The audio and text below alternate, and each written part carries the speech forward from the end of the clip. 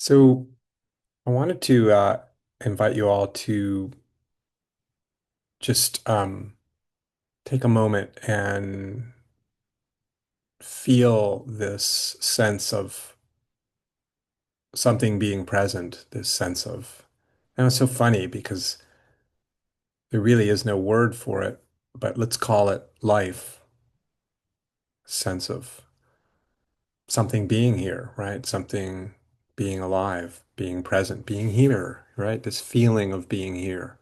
It's very simple, and yet it's the most profound thing, because everything's based on that, right? The feeling of something being here. So just returning to that sense of something being here and um, our ordinary sort of default is to imagine that the world of experience consists of all these different um, separate pieces and parts, right?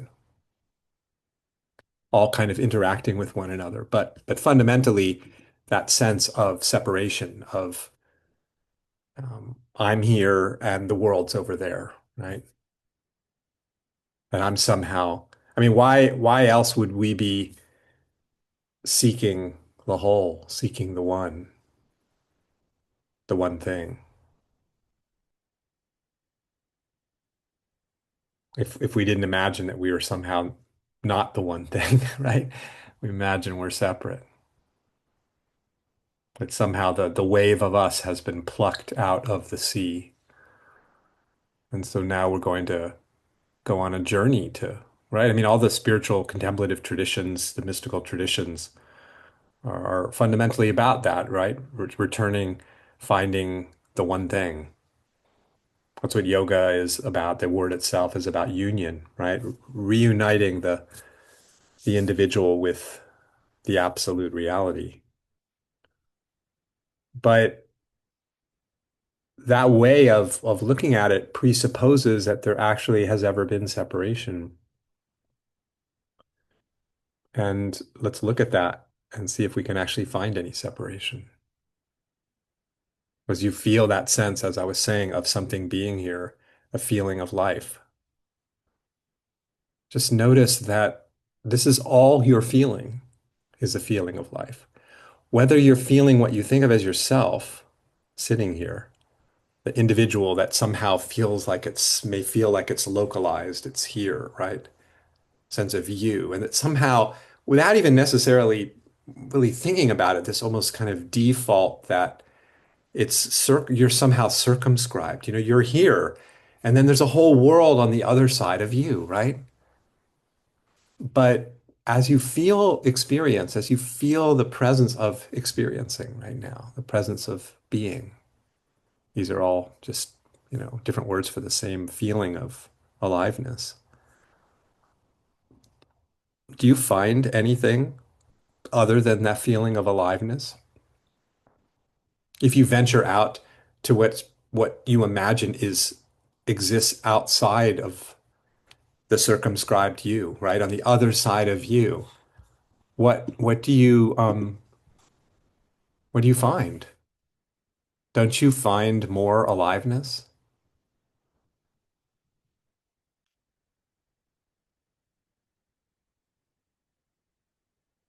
Like everywhere, if even if you imagine traveling in the space of, the world, outside of you, you always find the feeling of aliveness, don't you?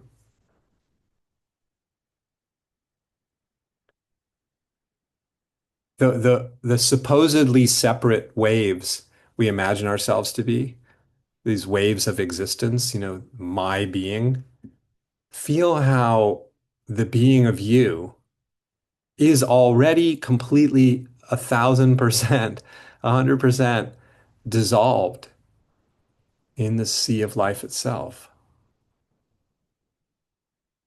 That there's just life here. Just. There is life here, the miracle of life, right? And whether you're feeling what you think of as yourself or you're feeling what you think of as not yourself, you're always feeling life, aren't you? It's the one taste of everything. It's aliveness.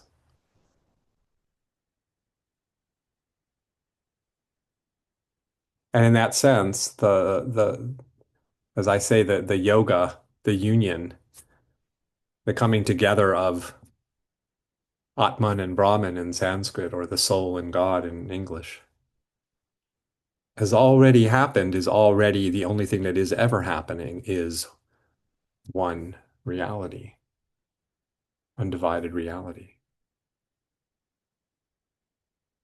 that shows up as a multiplicity, as apparent parts and pieces, phenomena, right? Interacting with other phenomena and all this complexity, amazing complexity. And that's all there. That's all included as part of the dance of this one thing. But we're just kind of tuning into the perspective of, wow, there really is just one thing here, one life,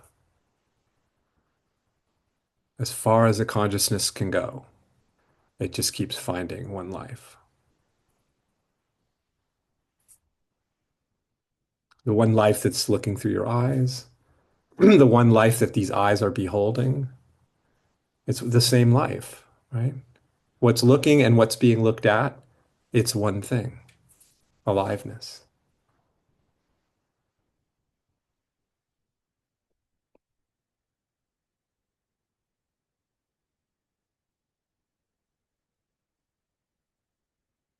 It's funny how speaking of the yoga tradition, the different I used to know them, by heart, the eight limbs of yoga, and you get to the final stage of the yoga is samadhi, the discovery of the one thing. And yet this is exactly what we're experiencing right now. Like this is the this is the end of the road of yoga.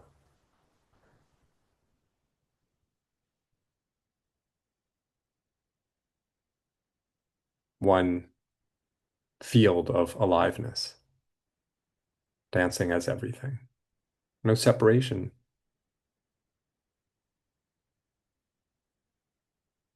One vast, edgeless, fathomless ocean of existence that you and I, quote unquote, are already fully dissolved within and inseparable from, just as the waves are dissolved in and inseparable from their basis too, right? You feel that? It's the only thing we're ever feeling, actually, but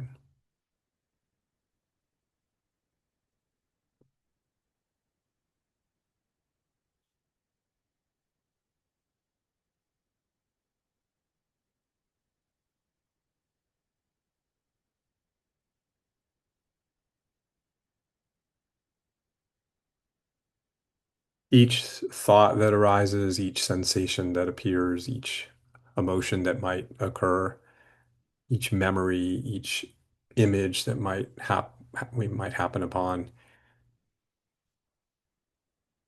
all of it, the movement of this one life. What's that like? This undivided reality. It's complete, it's whole, it's this that is everything. We've never we've never been extracted from the totality to become something other than the totality, right? It's never Nothing's ever flown out of the totality to exist autonomously and separately, because there's the totality, the absolute reality is that which includes everything. So nothing can escape its can escape it.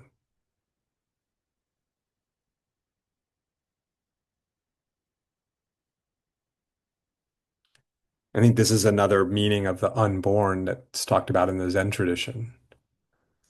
Like it seems like something emerges that's autonomously existing. That's the birth of the phenomena, right? There it is. It's taken birth, right?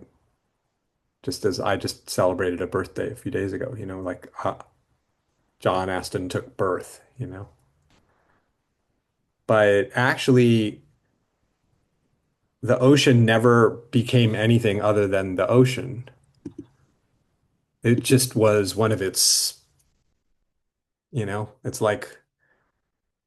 it's like the form, the Michelangelo form emerges from the marble, and in that sense took birth as a form, but it's always just the marble, like taking a kind of a shape, but in that sense, it never left its basis of the marble to become something autonomously existing apart from the marble, right? And that's like you could think of our life as that same kind of like a um, yeah, you just can like just this yeah, it's just the one thing that moves a particular way that appears as a shape and a form, but it never departs itself, it never leaves itself to become something other than the one thing.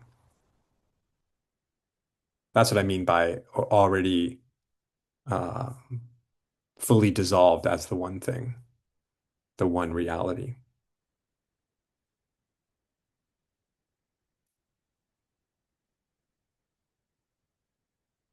Any supposed demarcation or line of separation or division, right? Any border or boundary that we imagine might exist, somehow separating us from the whole, is what? Something that's present, something that exists. In other words, it's more of this life. Any boundary is just more aliveness. So the boundaries, the forms, all of this is made of this life. In that sense, it's boundless. It has no seams.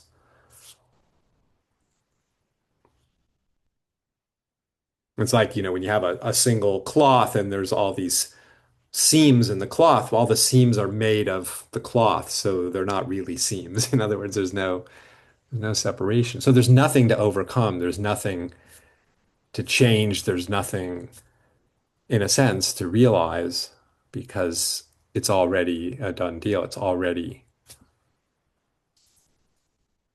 one reality being everything.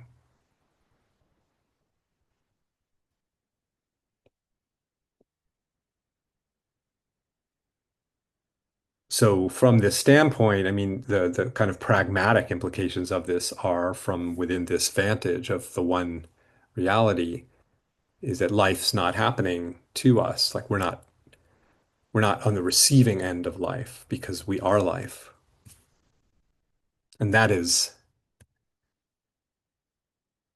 just 180 degrees different than what we think, right? We think life is happening to us, that we're on the receiving end of it, but the waves are not on the receiving end of the ocean, right? They're simply the dance of the ocean. You're the dance of the ocean of reality. You're not on the receiving end of reality. You see the difference? Those two, I mean, it can be experienced in both ways. Don't get me wrong, and we're all quite familiar with what it feels like when, shit's happening to us and we don't like that. We don't like certain things that are happening. But all of that rests upon this innocent misperception of separation that we've been plucked out of the whole and now we're on the receiving end of the world, right? And all the um, its unpredictable, uncontrollable, sometimes overwhelming nature. But from the perspective of being waves that are already completely dissolved in the one thing, in the ocean of reality, what happens to that perspective? Where does that go? It's like it's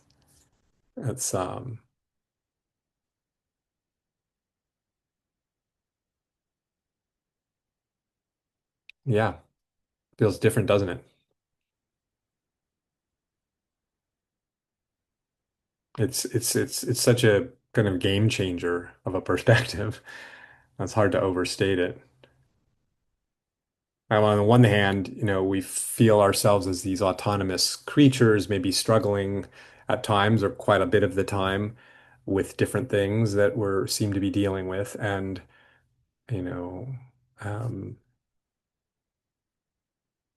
And so, it's amazing like to think about like this multi-gazillion dollar self-help industry, trying to help the self become more whole and fulfilled and enriched and nourished and right, loved. And it's exhausting just even thinking about it. Like the project of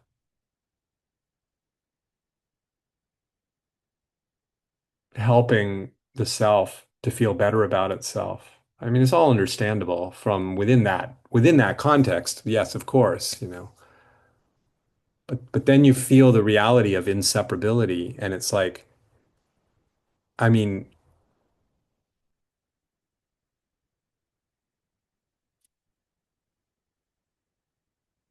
it's it doesn't even make any sense. It's like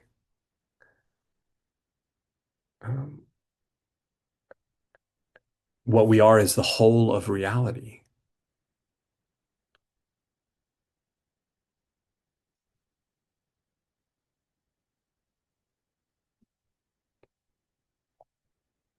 Not like that we took our individual selves and somehow blew ourselves up to realize our infinite nature. It's not like that. It's just just this infinity of reality, and everything is already dissolved in that infinity and is that infinity, and end of story.